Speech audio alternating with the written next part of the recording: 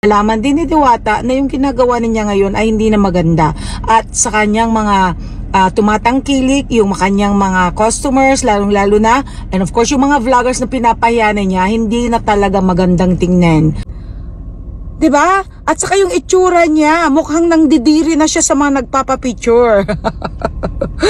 Oh my God! Pakinggan ang naging reaksyon ni Mystica sa paminsan-minsang pag-i-snub ni Diwata sa mga customer niya na gustong makapagpa-picture sa kanya.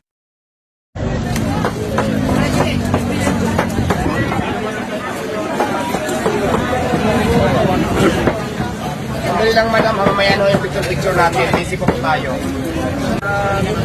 Uli na kami, pagbigyan. 1, 2, uy ate, kuya. 1, 2, 3.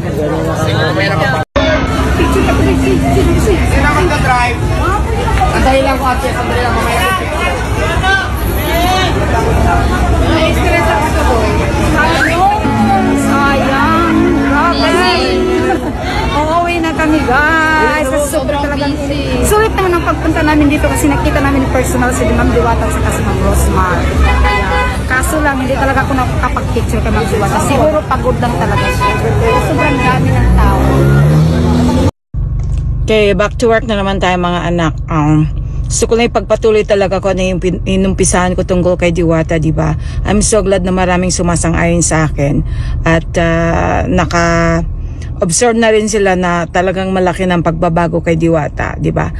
He has to understand na dahil sa mga vloggers at saka dahil sa mga customers kaya nga siya naging successful. Dahil kung ang binibigyan na lang niya ngayon ng importansya at oras ay yung mga taong nagbibigay sa kanya ng kung ano-ano, libo-libo o kay milyon or whatever katulad ni Rosmar, eh hindi na tama, di ba?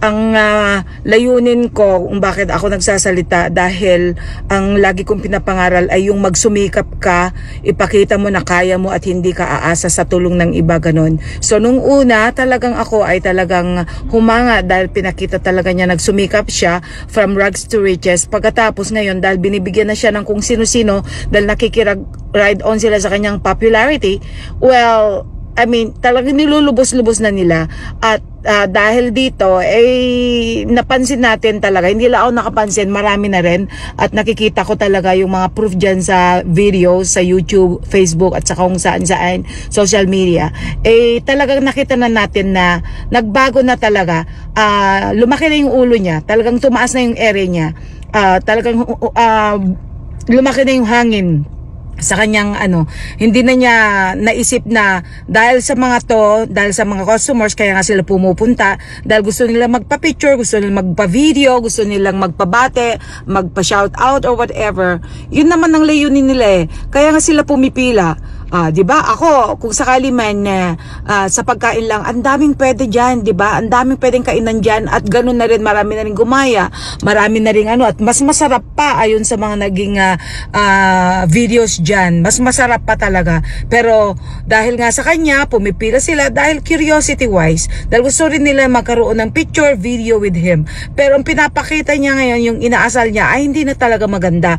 Parang nakalimutan na niya na siya ang dahilan kung bakit ang mga to ay pumipila. Hindi sa nilalangaw na mga pares niya or whatever. So yun din ang ko from the start, yun din napansin ko kasi natural, hindi maiwasan talaga yung may mga langaw lalo na naka-expose. Hindi naman lahat naka-istante. O di ba? At saka yung hindi lang sa langaw kundi sa alikabok din, mga ganon. So, I mean kung ako wala talaga akong wala akong panahon para pumila o kaya kakain sa ganung lugar. Ang sa akin lang naman is curiosity wise at talagang humanga ako sa kanya kahit pa paano talaga alam niya kung paano kunin yung yung mga puso ng tao. Pero sa ngayon I am sure na ito yung kakabagsak kasi nag-iba na talaga siya.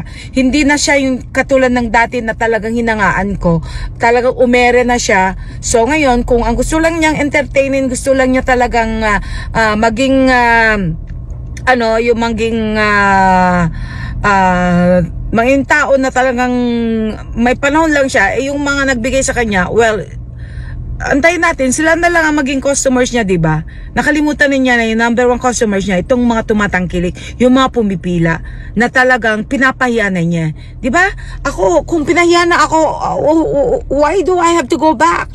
At talagang sasabihin ko, talagang babarahin ko kung anong ginawa sa akin. Hindi yung sasabihin ko pa na, ganito, ganyan. Diyos ko, ipagtatanggol pa. Nakakahiya, di ba? Pinahiya na nga kayo. Pagkatapos ipagtatanggol nyo pa, just para sa akin, wala na akong mukha. Ipakita pag ganun. Lalo na kung marami nang kumuha ng video na ganun trato sa akin. Tratuhin niya akong tao. Hindi yung tratuhin niya akong parang gagot, tanga. Di ba? Ganun lang yun. Ayan na mga anak. Mabuti na lang, noong tiningnan ko kung may bago about doon sa Diwata issue. Ayun, may mga nag-upload din pala tungkol sa mga binitawan kong messages o kaya binitawan kong observation tungkol kay Diwata. So, I'm so glad na marami na rin sumasang-ayon kung ano yung sinabi ko. For me, it's not about jealousy kasi ako, 4 ang trabaho ka, malaking kita ko. Okay? At ako hindi ko pinagkakakitaan tong ginagawa ko dahil hindi naman kumikita ang aking YouTube o kaya Facebook. Dahil hindi ako dito kumikita, hindi ako dito umaasa, okay? Hindi na i-monetize yung Facebook ko, okay? At yung YouTube ko naman, konti lang ang ko doon, ang kinikita ng plus hindi na pupunta sa akin. Directly doon sa apo ko yun, okay? Kaya hindi ko yan pinagkakitaan. Ang sa akin lang naman, bumitaw ako ng mga salita na kailangan talaga malaman din ni Diwata na yung ginagawa niya ngayon ay hindi na maganda. At sa kanyang mga tumatangkilik, yung kanyang mga customers, lalong-lalo na, and of course, yung mga vloggers na pinapayanan niya, hindi na talaga magandang tingnan. Okay?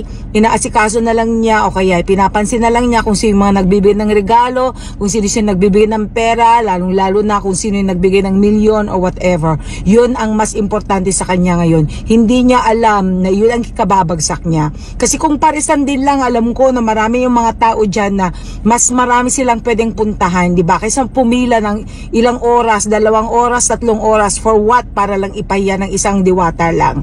Di ba? Di ba? Common sense. Come on.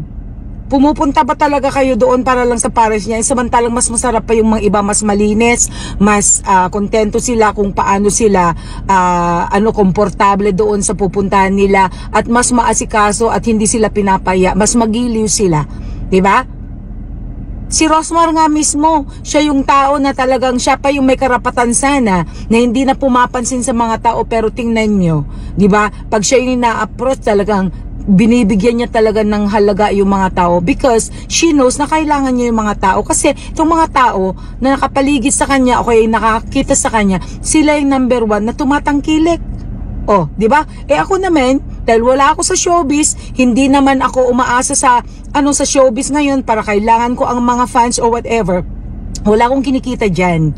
Ang para sa akin, ang importante, may mga trabaho ako at hindi ako binibitawan ng mga kung sino-sino mga boss ko. Sila yung mga dapat ko talagang pahalagaan.